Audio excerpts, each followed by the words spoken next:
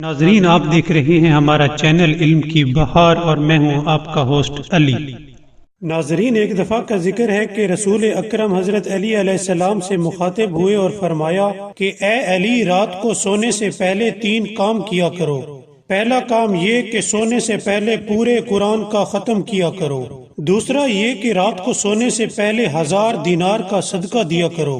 اور تیسرا یہ کہ خود کو جہنم کی آگ سے آزاد کر کے سویا کرو۔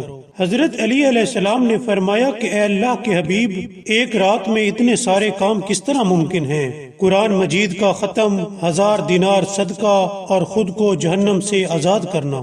رسول پاک نے فرمایا کہ جب تم سونے کا ارادہ کرو تو سورہ توحید قل هو اللہ احد اور سورہ موزتین قل اعوذ برب الناس اور قل اعوذ برب الفلق اور ان کے ساتھ سورہ حمد اور سورہ بقرہ کی ابتدائی 5 آیات پڑھ کر سویا کرو۔ اگر یہ کام تم ہر شب انجام دو تو تمہیں ختم قرآن کا ثواب ملے گا۔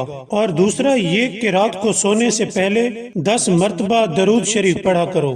بے شک 10 مرتبہ درود شریف پڑھنے سے گویا تم نے 1000 دینار کا صدقہ دیا۔ اور تیسرا یہ کہ رات کو سونے سے پہلے 10 مرتبہ کہو لا حول ولا قوت الا باللہ العلی العظیم، گویا تم نے اپنے آپ کو جہنم کی آگ سے آزاد کیا۔ ناظرین، اگر آپ کو ہماری ویڈیو پسند آئی ہو تو سبسکرائب کرنا مت بھولیے گا۔ Thank you.